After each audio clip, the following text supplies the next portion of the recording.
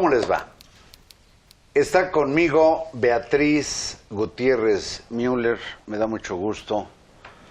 Hola. Esta mujer, historiadora, académica, profesora, ¿en qué universidades? En la Universidad Autónoma de Puebla.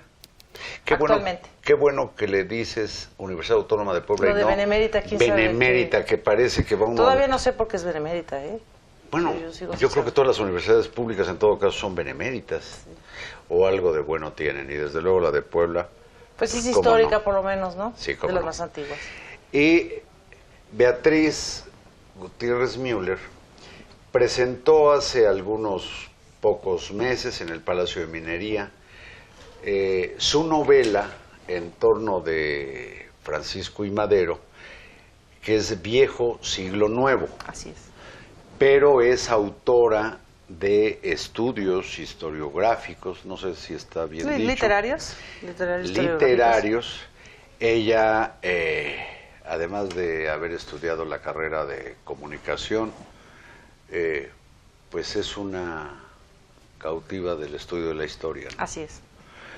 Y hay una particularidad que para efectos de esta conversación voy a mencionar solo brevemente. Es la esposa de Andrés Manuel López Obrador, pero la conversación es sobre el trabajo, la dedicación que Beatriz tiene para escribir. A la fecha, ¿cuántos libros lleva? 5 publicados. 5 publicados. Y uno de ellos es sobre un personaje nicaragüense que fue Solón Argüello. ¿Por qué te atrae la poesía de Solón Argüello? 2 cosas me gustan o me atrajeron para ese libro. Una, me gusta mucho la poesía. Es lo que más he escrito en mi vida. Y lo seguiré haciendo. Y la segunda, que como estudio yo autores, resulta que este es poeta, pero resulta que es un poeta afín al maderismo. Entonces estoy estudiando ahora a los escritores y poetas, sobre todo poetas eran, periodistas del maderismo, y el de Nicaragua estuvo aquí participando. Entonces recupero en este libro sus 3 libros que publicó en vida, hasta que lo mataron. ¿Cuáles? Que fueron Cosas Crueles, El Grito de las Islas y el Libro de los Símbolos, más los que encontré inéditos en periódicos, que ese es un gran trabajo también, porque recuerda que el periódico era el lugar por excelencia donde salían los poemas y los trabajos de autores mexicanos. Y los ensayos. Los ensayos. Y en México y en el mundo, ¿no? Exacto. Buena parte de la obra de Carlos Marx se empezó a publicar en periódicos neoyorquinos. Sí, el libro era un lujo y realmente era para quien tenía para pagarlo, costear su edición o tenía contactos y buenas relaciones. Y se publicaba en revistas, a veces revistas que les llaman católicas, que salían cada que Dios quería. Y Beatriz es una hurgadora de archivos y consigue compendiar en un solo volumen lo que hay de manera dispersa en distintos lugares.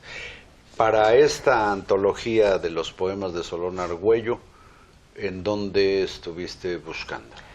Básicamente la Ciudad de México. Básicamente acá. Sí, porque esos 3 libros más los poemas que fueron publicados en periódicos y revistas fueron editados en la capital. Ya. Pero él dirigió una revista en Tepic en 1907 y yo tengo algunos volúmenes. Eso es un hecho inédito y es el 3er volumen de esta colección maderistas que estoy presentando. ¿No tuviste que investigar nada de Nicaragua? Nicaragua no tiene nada, porque entre el bajo perfil de sus publicaciones, Nicaragua fue ocupada muchas veces por países, pleitos, y se quemaron archivos, incendios, y es muy difícil localizar materiales en general en Centroamérica. Bueno, esto por lo que tiene que ver con la poesía, y este personaje para mí, confieso, desconocido. A mí me gusta también mucho la poesía, Beatriz. Me encanta, sí. Pero no sabía de la existencia de Solón Argüello. Como no sabía también, yo tengo un catálogo de ignorancias de varios volúmenes, no sabía de otro personaje que se llamó Rogelio Fernández Güell. No sé si esté bien pronunciado el Güell, pero resulta ser alguien muy cercano a Francisco I. Madero, Así es. a la Revolución Mexicana, y llegó a trabajar en el servicio exterior de principios del siglo XX como cónsul en la ciudad de Baltimore. Y era costarricense, por lo cual se tuvo que naturalizar para poder desempeñarse como cónsul. Era Es costarricense. importante eso. Y aquí lo que Beatriz hace es rescatar una de las obras de Rogelio Fernández Güell, que es Episodios de la Revolución Mexicana. Así es. Y para este sí tuviste que buscar en distintos lugares. El ejemplar madre de este libro salió en Costa Rica en 1915. Este tipo de ediciones primeras se les conocen ediciones Príncipe. Y no fue editado sino hasta 1973. Y esta es la primera edición en México. Y es una pena porque el autor es un testigo de primera vista, porque es amigo de Madero y ocupó puestos importantes en la administración de Francisco como director de la Biblioteca Nacional. Y es importante porque no se conoce realmente este documento en México por parte de los historiadores. Fue un trabajo muy grande recuperar el texto original que localicé en San José de Costa Rica. Pero esa edición estaba mutilada. Entonces tuve que ayudarme con la edición segunda, la del 73, y un ejemplar también mutilado que está actualmente en la Universidad Panamericana. Este trabajo de edición es difícil porque hay que tomar decisiones sobre conservar la ortografía original o no, las partes faltantes de dónde se toman, con qué justificación, pero en general hay bastante apego, inclusive las fotografías que se incluyen son fotografías de la edición Príncipe que mencionaba, que salió en Costa Rica. Que también me llama mucho la atención la historiadora, que lo es Beatriz Gutiérrez Müller, no solamente presenta, digamos, la reedición o la impresión de una obra original que se llama Episodios de la Revolución Mexicana, sino que hace una averiguación que parece ministerial de prácticamente todo lo que este cuate escribía en distintas publicaciones, precisamente en revistas, en libros, no sé en dónde más, pero me llama la atención la curiosidad con que Beatriz detalla hasta pasajes que uno ni los imaginaría en torno de la vida de este personaje, como por ejemplo que era, eso sí lo sabemos, participaba de la, ¿qué se dice? ¿Filosofía o qué? ¿Espírita? Sí. ¿Es una filosofía el espiritismo? Pues se discutía en ese tiempo precisamente si era una doctrina, si era una religión, si era una filosofía. Pero creo que si decimos filosofía se entiende, ¿no? Sí. Filosofía espírita.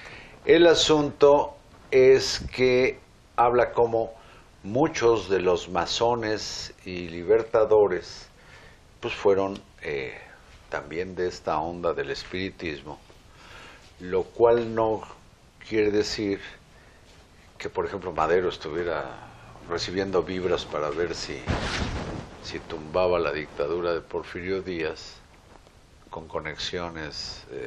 Bueno, dejó un diario, su diario espírita. Y sí están ahí las eso. Conexiones. ¿Y qué conexiones? A ver. Pues la mediumnidad que le llaman es cuando... ¿La qué? Mediumnidad. Así. ¿Medioumnidad? No, mediumnidad. Ah, de medium. Exacto, tú eres un medium del muerto con el cual te quieres comunicar, pero también a veces necesitas que alguien más te ayude. Entonces, Madero llegó a ser un medium de sí mismo. Y desde 1904 a 1910 hay apuntes mediúmnicos, se llama, sobre los personajes con los cuales Madero tenía comunicación, y él los escribía. No, pero a lo que me refiero es si Madero también en esas conexiones extralógicas, recibía algún tipo de consejo claro, para ver cómo diablos tumbaba a Porfirio Díaz. Por supuesto que sí. No lo sabía. Por supuesto que sí. Si quieres lo seguimos platicando, pero es todo un... Yo he podido revisar ese diario y desde el 4 por lo menos yo ya encuentro elementos en la caligrafía de Madero y en su escrito para dirigirse hacia... ¿Eres calígrafa? No. Bueno, la literatura nos enseña a la paleografía, eso sí. Paleografía, que no es lo mismo que caligrafía, pero la paleografía te permite desentrañar cosas caligráficas. Se oye muy pomposo, pero es toda una técnica, ¿eh? Acercarse a los textos manuales antiguos es muy difícil. Pero no es ocioso... Todo eso cambia, el estilo, ¿no? No es ocioso que hagamos esta parte de la conversación sobre Madero, porque precisamente Rogelio Fernández Güell llega a escribir que, en su opinión, Madero fue, digamos, mucho mayor en su dimensión histórica que Benito Juárez. Y tú aquí lo documentas. Me llama mucho la atención aquí, haces referencia a algo que ocurrió en la ciudad donde yo nací, a la tragedia de la casa de los hermanos Cerdán, que le reveló, dice él, el abismo. El abismo porque el 18 de noviembre es cuando descubren la conspiración. Así es.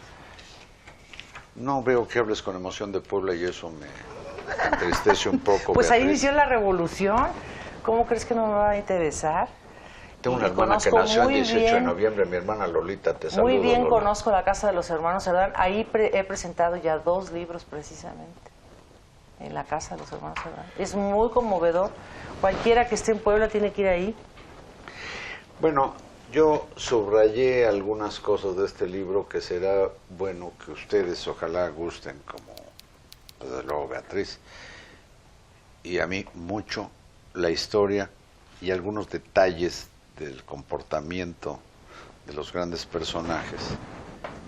Yo te pido, Beatriz, que permanezcas acá. El tiempo de este asalto se acabó, pero mañana continuarán esta charla con Beatriz Gutiérrez Müller. Muchas gracias por estar aquí. Gracias. Buenas noches.